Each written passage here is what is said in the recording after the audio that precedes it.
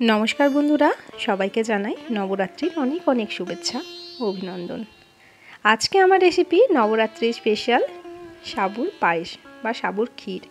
तो এটা এতটা সুন্দর হয় খেতে বন্ধুরা, একবার না বানালে আপনারা বুঝতে পারবেন না। সাবুর পায়েস তো অনেকেই অনেক রকম ভাবে খেয়েছেন, এভাবে একবার ট্রাই করে দেখতে পারেন।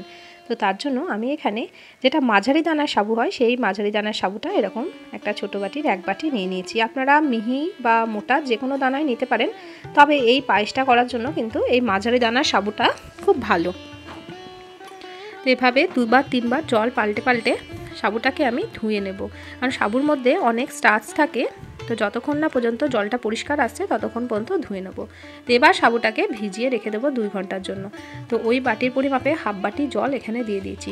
সাবুটা সামান্য একটু ডুবে থাকবে এইরকম জল এখানে দিতে হবে, তাহলে একদম ঝরঝরে সাবুদানাটা পেয়ে যাবেন। তো দেখুন সম্পূর্ণ জলটা এখানে শোক করে গেছে, একদম ঝরঝরে সাবুদানা আমি পেয়ে গেছি। যদি আপনাদের মনে হয় জলটা একটু বেশি আছে তো সেক্ষেত্রে একটু ছাকনা দিয়ে ছেঁকে নেবেন, তাহলে একদম ঝরঝরে সাবুদানা পেয়ে যাবেন। এই রেসিপিটার জন্য আমাদের ঝরঝরে সাবুদানাই প্রয়োজন। এখানে আমি 2 চামচ ঘি নিয়ে নিলাম। ঘিটা খুব ভালো করে গরম করে নিতে হবে।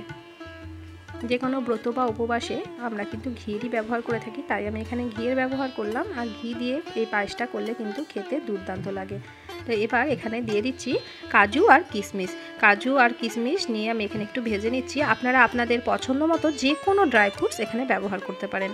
তো কাজু কিশমিশটাকে ভালো করে ভেজে নিলাম, একটু কালার করে ভেজে নিয়ে এবার তুলে নিচ্ছি। এবার ওই কড়াইয়ের মধ্যে সামান্য একটু ঘি আছে, ওতে আর কোনো ঘিয়ের ব্যবহার করছি না, ওই ঘি আমাদের রান্নাটা হয়ে যাবে। তো ওই ঘিয়ের মধ্যে দিয়ে দিচ্ছি আগে থেকে ভিজিয়ে রাখা ঝরঝরে সাবুদানাটা। সাবুদানাটা দিয়ে গ্যাসের ফ্লেমটা কিন্তু একদম লো টু মিডিয়ামে রাখতে হবে বন্ধুরা। পুরো রেসিপিটাই লো টু মিডিয়াম ফ্লেমে কিন্তু হবে। তো এবার এটাকে একটু নাড়াচাড়া করে নিতে হবে। 1 থেকে 1.5 মিনিট মতো এভাবে একটু নাড়াচাড়া করে নিলে দেখবেন সাবুদানাটা একদম ট্রান্সপারেন্ট কালারের হয়ে যাবে। তো এইভাবে একটু নাড়াচাড়া করে নিতে হবে। যারা আজকে প্রথমবার আমার চ্যানেলটি ভিজিট করছেন, আমার রেসিপি ভালো লাগলে আমার চ্যানেলটিকে সাবস্ক্রাইব করে পাশে থাকার অনুরোধ রইল। পাশে থাকা বেল বাটনটিকে প্রেস করে অল নোটিফিকেশানটা অন করে রাখবেন, যাতে নিত্য নতুন কোনো রেসিপি দিলে সবার আগে আপনাদের কাছে নোটিফিকেশান পৌঁছে যায়। তো দেখুন এটা নাড়াচাড়া করতে করতে অনেকটাই কিন্তু ট্রান্সপারেন্ট কালারের হয়ে গেছে।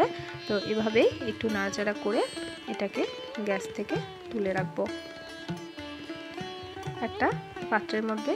এবার এটাকে তুলে নেব। তো দেখুন কত সুন্দর একটা ট্রান্সপারেন্ট কালার হয়ে গেছে। দেখবেন কড়াই থেকেও এটা ছেড়ে যাবে, কড়াইয়ে কিন্তু আর লেগে লেগে যাবে না, তাহলে বুঝতে পারবেন যে এটা সুন্দরভাবে ভাজা হয়ে গেছে। তো এভাবে তুলে নিলাম, গ্যাসের ফ্লেম থেকে নামিয়ে দিলাম এটাকে। এবার ওই কড়াইয়ের মধ্যে আগে থেকে জাল করে ঘন করে রাখা 700 গ্রাম দুধ দিয়ে দিচ্ছি। দুধটা কিন্তু গরম আছে, গরম দুধ আমি এখানে দিয়ে দিলাম। যদি ঠান্ডা দুধ হয় সেক্ষেত্রে আপনারা কড়াই একটু জাল করে নেবেন। এবার এর মধ্যে দিয়ে দেব 2টো এলাচ। এলাচটা অবশ্যই মুখটা ফাটিয়ে ব্যবহার করতে হবে। আর দিয়ে দিচ্ছি একটা তেজপাতা। তো এলাচ আর তেজপাতাটা ভালো করে দুধের সঙ্গে মিশিয়ে দিচ্ছি। আগেই বলেছি দুধটা আমার ঘন এবং জাল করে রাখা, তাই বেশিক্ষণ সময় লাগবে না দুধটা ফুটে যেতে। তো দুধটা একটু ফুটে গেলেই এর মধ্যে দিয়ে দেব আগে থেকে ভেজে তুলে রাখা সাবুদানাটা। তো সাবুদানাটা এখন জমাট বেঁধে আছে, কোনো অসুবিধা নেই। যখন এটা ফুটে যাবে দুধের সঙ্গে তখন কিন্তু এটা ছাড়া ছাড়া হয়ে যাবে। তো তার জন্য এরকমভাবে খুন্তির সাহায্যে বা হাতার সাহায্যে একটু নেড়ে চেড়ে দিতে হবে। আমি দেখুন এখানে হাতার সাহায্যে বারবার করে একটু নেড়ে চেড়ে দিচ্ছি, আর যেখানে একটু জমাট বেঁধে আছে সেগুলোকে একটু ভেঙে দিচ্ছি। তাহলে কিন্তু প্রত্যেকটা সাবুদানা আলাদা আলাদা হয়ে যাবে আর এরকমভাবে ছাড়া ছাড়া হয়ে যাবে। এটা দুর্দান্ত লাগে বন্ধুরা। যে কোনো ব্রত উপবাসের দিনে আপনারা বানিয়ে নিতে পারেন, একাদশীর দিনকেও এটা বানিয়ে খেতে পারেন। আবার বাচ্চাদের জন্যও কিন্তু সাবুদানা ভীষণ হেলদি, বাচ্চাদেরকেও কিন্তু এভাবে সাবুর পায়েস বানিয়ে দিতে পারেন, বাচ্চারা কিন্তু ভীষণ পছন্দ করবে।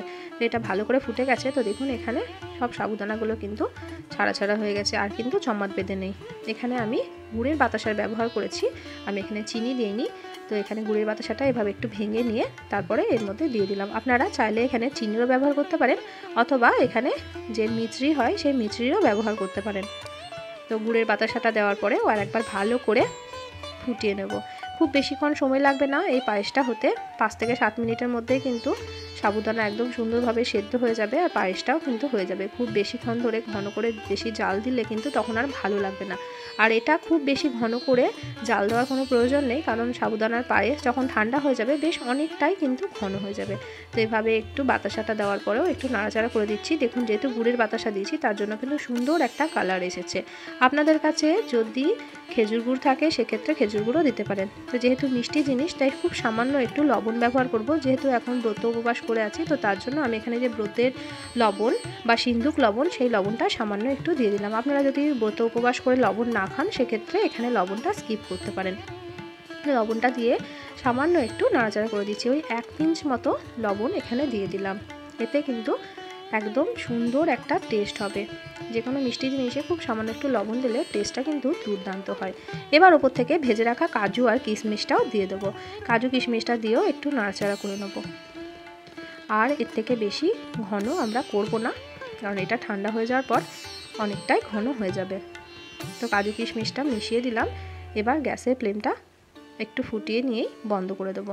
তো দেখুন বন্ধুরা, গ্যাসের ফ্লেমটা বন্ধ করে দিয়েছি আর ঘনত্বটা ঠিক এই রকমের রাখলাম।